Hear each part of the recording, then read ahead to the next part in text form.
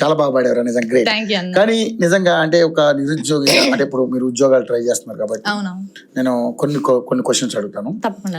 అంటే మీకేమనిపిస్తుంది చెప్పండి. మనం ఎవరిని ఎలిగేషన్ చేయట్లేదు, ఇందులో మీకు అనిపిస్తుంది. ఇప్పుడు తెలంగాణ రాష్ట్రం మనకు వచ్చిందే మన కాన్సెప్ట్ నీళ్లు, నిధులు, నియామకాలు.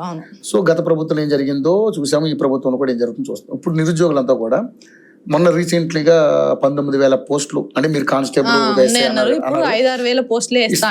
ఏమనిపిస్తుంది అంటే వాళ్ళు కూడా రోడ్డు మీదకి వచ్చి ఉద్యమాలు చేస్తున్నారు. ఇంకా మన తెలంగాణ రాష్ట్రం వచ్చినాక కూడా ఇంకా ఉద్యమాలు జరుగుతున్నాయి. ఇప్పటికి కూడా అన్న దిల్స్ నగర్ లో గానీ చైతన్యపూర్లో ఎంత మంది కోచింగ్ సెంటర్ల చుట్టూ ఎన్ని సంవత్సరాలు ఎదురు చూస్తారు జాబుల కోసం. ఈసారి కాకపోతే ఇంకోసారి సంవత్సరానికి ఇన్ని పోస్టులు వేస్తా అన్నాడు ఈ ప్రభుత్వం. ఇప్పటి వరకు ఒక్క నోటిఫికేషన్ కూడా లేదు.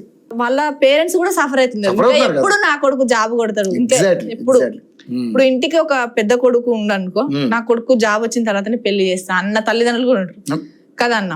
కొడుకు సెటిల్ అయితేనే కదా వాళ్ళు కూడా. చాలా మంది స్టడీ హాల్ చుట్టూ తిరగాల్సిందే తప్ప జాబులు అయితే వచ్చే పరిస్థితి కనపడలేదు.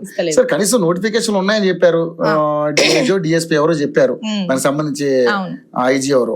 సో కనీసం మరి ఆ పోస్టులన్నా భర్తీ చేస్తే అంటే నోటిఫికేషన్ ఇస్తే టాలెంట్ ఉన్నోడు కొట్టుకుంటాడు, లేనోడు ఏదైపోతాడు. కానీ న్యాయం జరుగుతుంది కదా అనేది వాళ్ళ కాన్సెప్ట్. ఎంతో కొంతమందికి అయితే ఖచ్చితంగా ఆ పోస్టుల మటుకైతే ఖచ్చితంగా జాబ్స్ వస్తాయి కదా. మన నీళ్లు మన నిధులు అంటే మన నియామకాల కోసమే కదా మనం కష్టపడేది తెలంగాణ తెచ్చుకుంది. అవును. ఇప్పుడు నిరుద్యోగుల కోసం అన్నారు కాబట్టి ఒక పాట రూపంలో పాడతారా? ఖచ్చితంగా, డెఫినెట్లీ.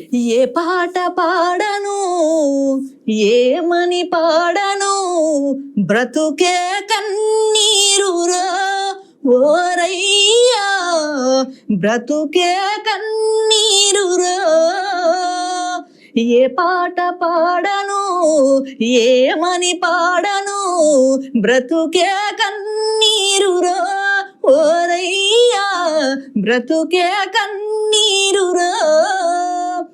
మగబిడ్డనైననని నన్ను మెచ్చుకున్నారు, సాగు భూములమ్మేసి నన్ను చదివించారు, డిగ్రీలు పుచ్చుకొని దిక్కులు చూస్తున్నాను.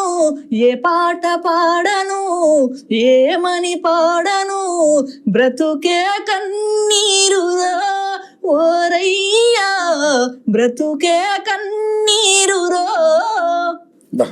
నిజంగానే ఇది నిరుద్యోగం అంకితం చేద్దాం పాటని ఖచ్చితంగా. ఎందుకంటే డిగ్రీలు కంప్లీట్ చేసి ఓన్లీ ఆ పట్ట మన చేతిలో పెట్టుకున్నాం తప్ప ఇంకెన్నడూ జాబ్ కొట్టేది.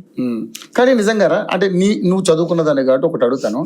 ఇప్పుడు ఏ వ్యక్తి అయినా సరే, ఎవరైనా చదువుకున్న మీలాంటి యువత ఎవరైనా కానీ కేవలం గవర్నమెంట్ ఉద్యోగాల కోసమే ఆశపడాలా, లేక అంటే ఎందుకంటే నేను చదువుకున్నాను కాబట్టి రావాలని కోరుకోవడం తప్పలేదు, కానీ నేను ఉద్యోగాలు లేవు కదా, వాళ్ళని ఎంకరేజ్ చేయడం కోసం మీరేమైనా మెసేజ్ ఇవ్వగలరా? ఖచ్చితంగా. ఇప్పుడు కొంతమంది జాబ్స్ రాలే అని కూడా ఆత్మహత్యలు కూడా చేస్తున్న సిచ్యువేషన్స్ 18-20 మంది చనిపోయారంట వస్తాయా రావో నోటిఫికేషన్లు అని వాళ్ళు చెప్తుంటే బాగా అనిపిస్తుంటది నాకు. ఇప్పుడు మనం సంపాదించుకోవాలంటే గవర్నమెంట్ జాబ్ దాని మీదనే డిపెండ్ కాని అవసరం లేదన్న. ఎందుకంటే చేసుకోవడానికి ఎన్నో పనులు ఉన్నాయి. ప్రతి ఒక్కరి దగ్గర ఏదో ఒక టాలెంట్ అయితే ఖచ్చితంగా ఉంటది. ఆ టాలెంట్ ని ప్రూవ్ చేసుకుని నువ్వు ప్రూవ్ చేసుకో. అంతేగాని జాబ్ రాలే అని నిరుత్సాహపడి నువ్వు నీ లైఫ్ స్పాయిల్ అని కాక నిన్ను నమ్ముకున్న ఫ్యామిలీ ఇప్పుడు కన్న వాళ్ళు ఎన్నో ఆశలు పెట్టుకుంటారన్న. సో ఎవరికైనా ఉంటది ప్రతి తల్లిదండ్రికి, నా బిడ్డ జాబ్ కొట్టాలి, నా కొడుకు జాబ్ చేయాలి. సో వాళ్ళని పోషించే అంత ఉంటే చాలు మనకి. ఇంకా గవర్నమెంట్ జాబే కొట్టాలని అయితే ఏం లేదు. ఎందుకంటే మనం ఒకరికి చేయి జాపకుండా బతికితే చాలన్న. అంతే కదరా, మనం ఎప్పుడు లైఫ్ ఒకరికి చేయి జాచి బతికే పరిస్థితి మమ్మల్ని రాకుండా ఉంటే చాలు. మన పేరెంట్స్ కోరుకునేది కూడా అదే. సో గవర్నమెంట్ జాబ్ కొట్టాలనేది మన అంబిషన్ కావచ్చు, ఖచ్చితంగా ఉండాలి. రావాలని గ్యారంటీ లేదు అందరికి రావాలని. ఎందుకంటే ఉన్నాయేమో 5,000 పోస్టులు అయితే దానికి 20 లక్షల మంది కాంపిటీషన్. సో అది పరిస్థితి. సో అటువంటి వాళ్ళకి మాత్రం నిరుత్సాహపడద్దని మెసేజ్ ఇస్తున్నారు. అవునన్న. అది కాకపోతే ఇంకోటి ఎటుబడి ఏదో ఒకటి చేసి అయితే మన తల్లిదండ్రులు మనం పోషించుకునే అంత శక్తి మన కాడ ఉంటది ఖచ్చితంగా. ఓకే, తల్లిదండ్రుల తర్వాత మన ఫ్యామిలీ మనం పోషించుకునే శక్తి మనం తొందర నిర్ణయం తీసుకోవడం వల్ల మనల్ని నమ్ముకున్న కన్న వాళ్ళు ఆగమైపోతున్నారు. ఈ మధ్యకాలంలో చాలా చూసాం. సో తెలంగాణ వస్తాదో రాదో అని భయంతో చాలా మంది చనిపోయారు. ఇప్పుడు ఉద్యోగాలు వస్తాయో రావో అని భయంతో చనిపోతారు. So sad. సో అట్లాంటి పరిస్థితులు ఎవరు చేసుకోకండి. ఝాన్సీ చెల్లెమ్మ చక్కగా చెప్తుంది. సో తనకు ఒక టాలెంట్ ఉంది. అంటే దీంట్లో మనం ఎందుకు చెప్పించానంటే తన చేత